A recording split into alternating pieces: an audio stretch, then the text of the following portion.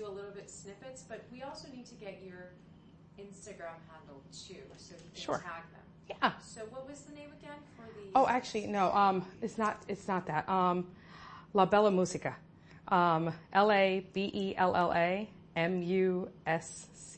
Okay. If you can't find the name, just record them and then we'll do it afterwards. Awesome. And I can find it. I can grab my phone in a little bit. Don't worry about it. Okay, let's get started. So who's Nurse Sam? I'm an ER nurse. By the way, two things. Mm-hmm. When Sorry. you're having conversation, no worries. Just look at me because we're not going to be able to. Well, we're going to capture you from here, but we're kind of having a conversation, and the camera's filming from this side. Mm-hmm. Any question that I ask you, we're not including it in the interview, so try to rephrase my question within your answer. Sure. Okay. So I am, my name is Samantha. I'm an ER nurse from New Jersey, currently specializing in pediatrics. Beyond nursing, I also teach CPR. I teach CPR to both lay people, and I teach it to our colleagues as well. Perfect. Question to you, Pandora. Do you think the bracelet, the way the noise it makes, its production, is it going to bother you? Yeah. Of course.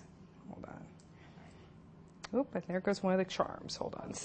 My sister loves, her Pandora and the charms and everything. Yeah. Okay. Awesome. Sorry. Okay. So I'm going to ask you the first question. Who's Nurse Sam? I am Samantha. I'm an ER nurse from New Jersey, currently specializing in pediatrics. I also teach CPR, also actually ACLS and PALS to our colleagues, and I teach CPR to laypersons as well.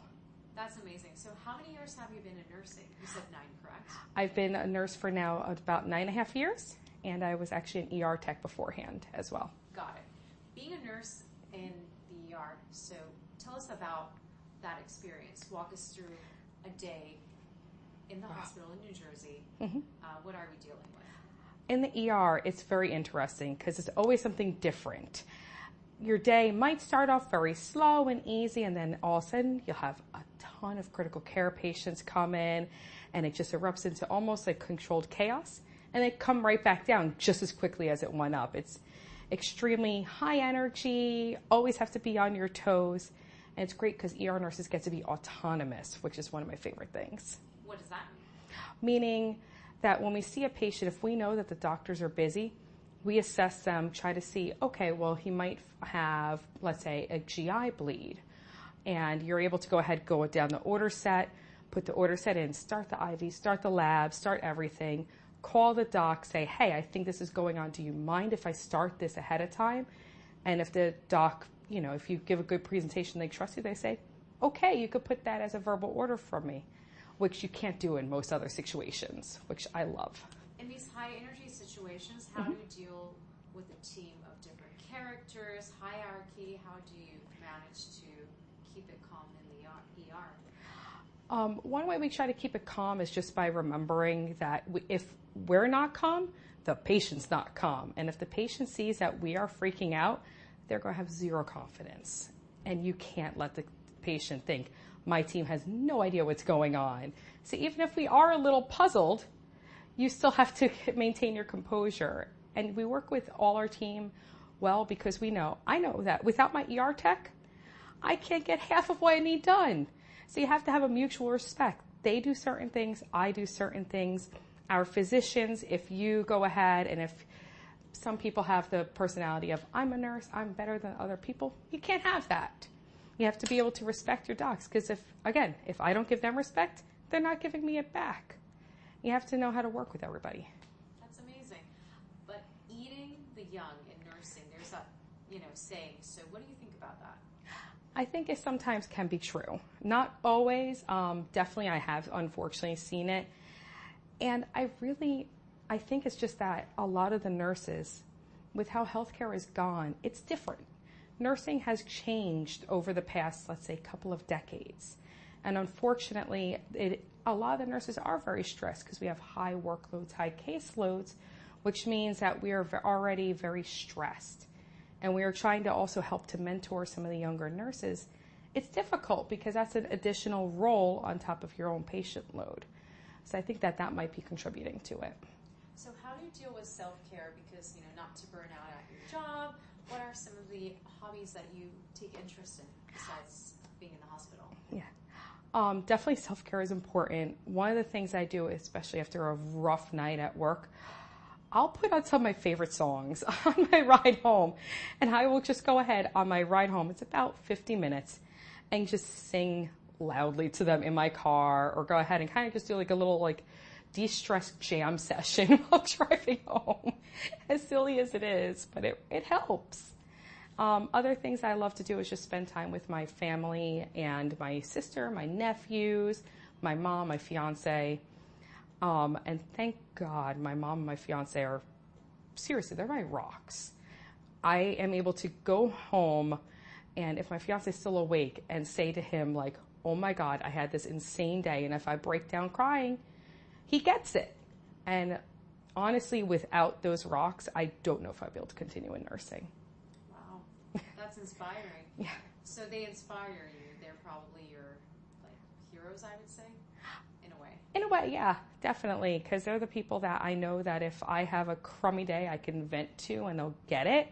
And I can also just bounce things off of them like, hey, this situation happened. What do you think could have been going on? Did I misread something? I could bounce different things off of them, which is huge. Let's talk about patient stories. Yes. In the ER. Any memorable moments, any patient stories you'd like to share with us? Yes. The one patient story that will always stick out to me is actually, I was only a nurse for about 2 years at the time. And I had this lady come in with paramedics. And they said, oh, she's actually a nurse. She'll explain what happened. I go in there and she looks, good grief, awful. Not to sound like I'm insulting her. It's more that you could tell that she was sick. She was very, very pale. She was clammy.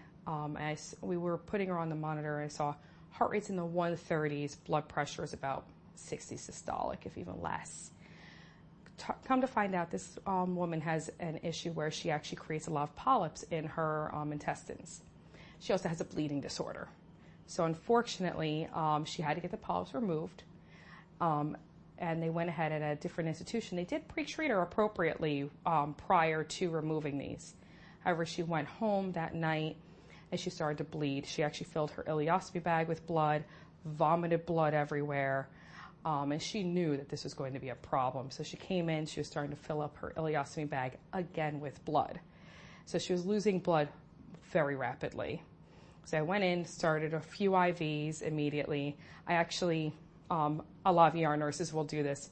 We'll take, if we don't have paper in our pocket, we'll actually take the paper towels and we'll start writing everything down, take tape, write on our arms, everything that's going on, time everything. Started the IVs, grabbed one of my ER techs actually, who was amazing. He went ahead, helped me get her on the monitor. He ran for O-neg blood, got the doctor in there, got the consent for the blood. And within, I want to say about an hour and a half, we had already started transfusing her a couple of units of O-neg. Called the blood bank, got factor 5, started to correct this bleeding and try to stop this massive flow of blood that was coming from her. We managed to stabilize her. The physician went ahead, got GI in to do an immediate scope, brought her over to the ICU, and they cauterized the bleed, and she actually ended up doing well. So a couple of days later, I come back to work, and my front desk staff is saying, this woman keeps calling for you. We don't know why she keeps calling, but she just keeps calling for you. Will you see what she wants? I'm like, okay. I call and it's her. She's up on the floor. She's completely stable now, doing amazing. So she said that she wanted me to come up to her room because she had something for me. Okay. So I go up. She has a big box of chocolates and a really, really just this absolutely heartwarming thank you card for the ER tech and I, because we were the two people in the room with her for about an hour and a half straight, just trying to stabilize her. And of course, she's happy to see me. I'm happy to see that she survived this, because at first I wasn't sure if she was going to. Of course, we're both crying at this point. And it's the one story I will always remember, because it was just literally, and I feel almost pompous saying it, but I don't mean to sound this way, but we saved her life. That's an amazing feeling that I don't think I could ever replace with anything else. So that's the one story I will always remember, and the one woman I'll always remember, because she was just